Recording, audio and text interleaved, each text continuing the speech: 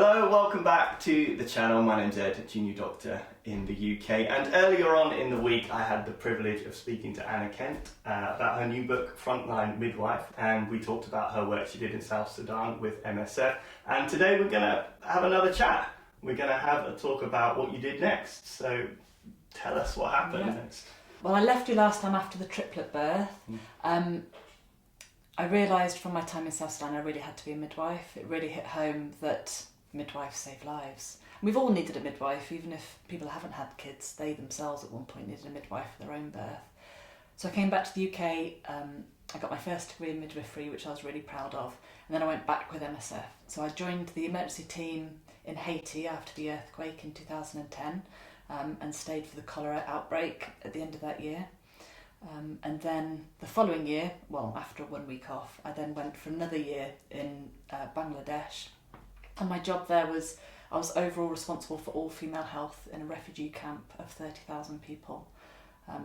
The population was Rohingya refugees who are stateless, so that means they don't have any passport, they don't belong to any country.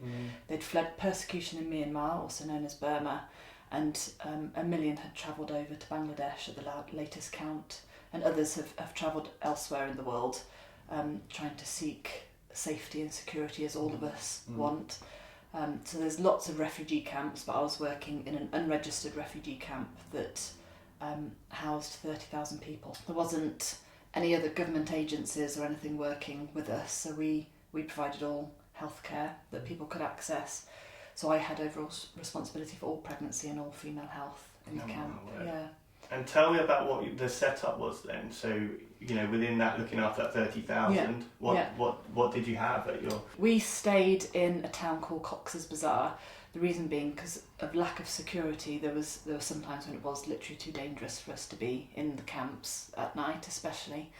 But we ran a clinic, we ran a hospital, but it was all made of bamboo, so it wasn't a hospital as you'd imagine, like with the white walls and the nice floors you could clean down.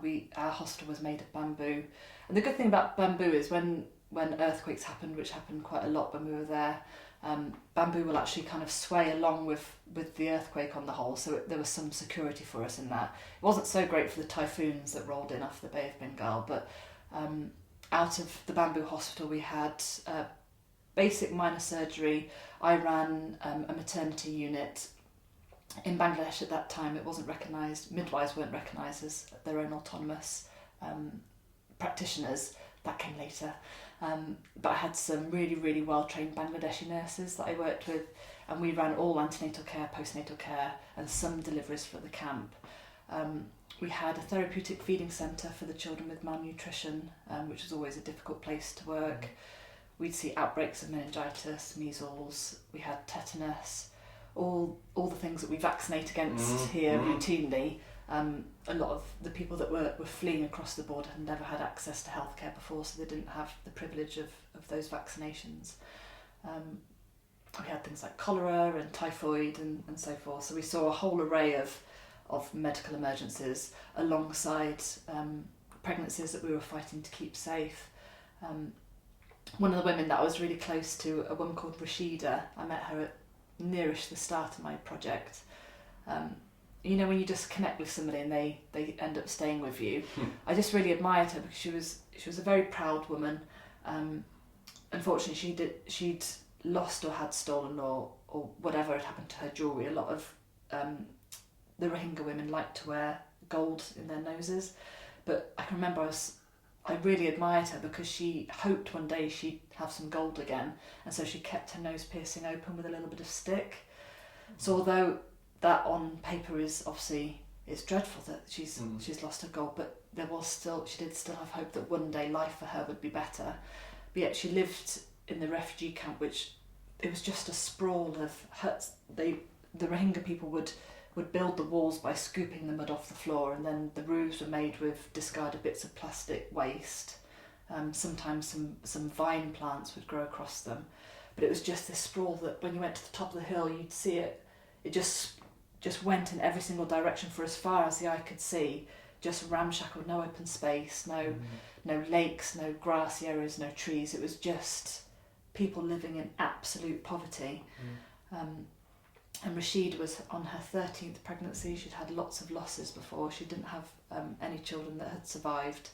And I met her at the start of her pregnancy, and then sort of, I guess her pregnancy became quite symbolic to me, because I felt there was, being a midwife in the UK, it can be very difficult, obviously, but on the whole, it is joyous and it is healthy. Whereas a pregnancy in a refugee camp is full of danger and risk, and not just to the baby, right? Not just to the baby, to the mum, and her husband had gone to find work and he never returned. So she was alone. She had no friends, no family, no belongings as such.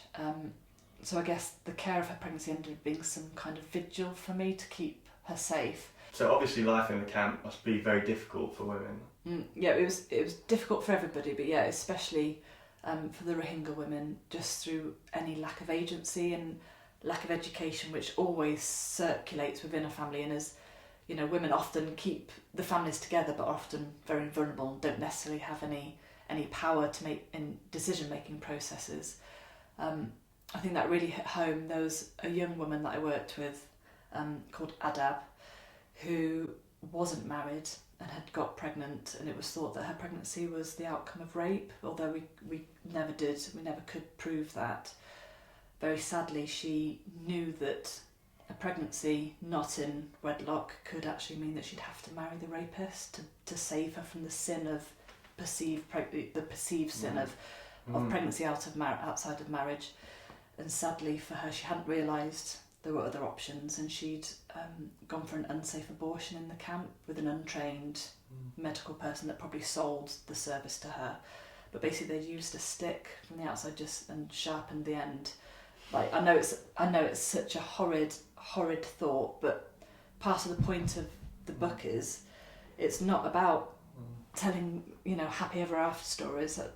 Refugees are very vulnerable, and the women in the camp did have a difficult life. And I think it is important we speak out about what the realities were. So Adab came to us quite late.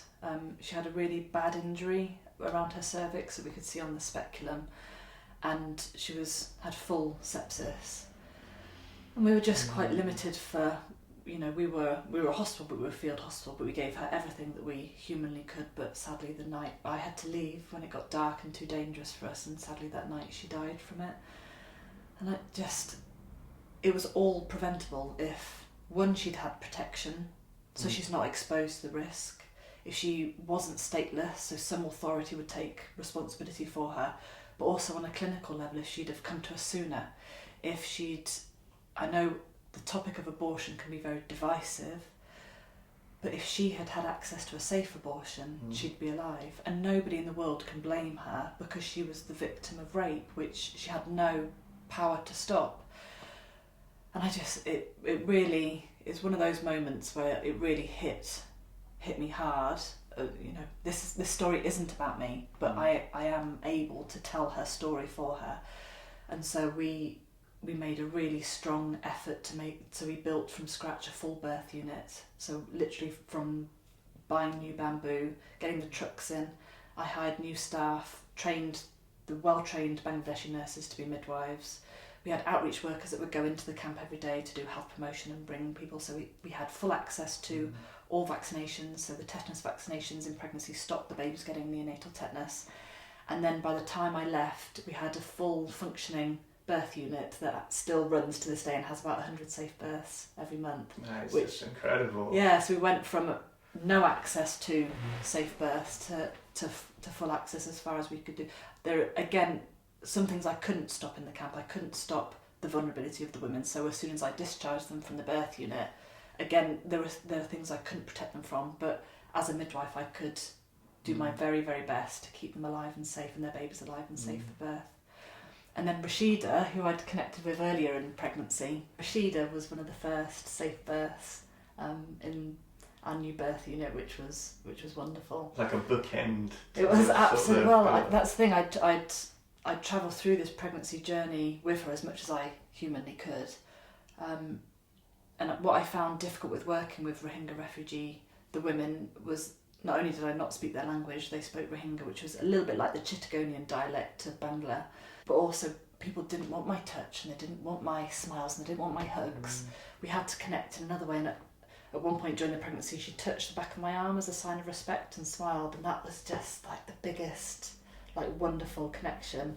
And then at the end of her safe birth, again in Bangladesh, women tended to wear, they called them a tabiz,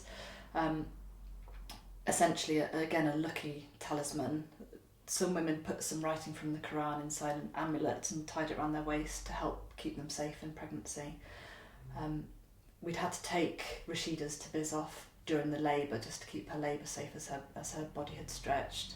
But she opened up my hand and she put her tabiz into my hand and closed my hand and told me that I should keep it. So it's just, I don't know, always have the words to explain just the deep sense of connection with women, and that's, you know, that is the core job of being a midwife. It is with women, it is with birthing people, it is with to keep people safe and their babies safe.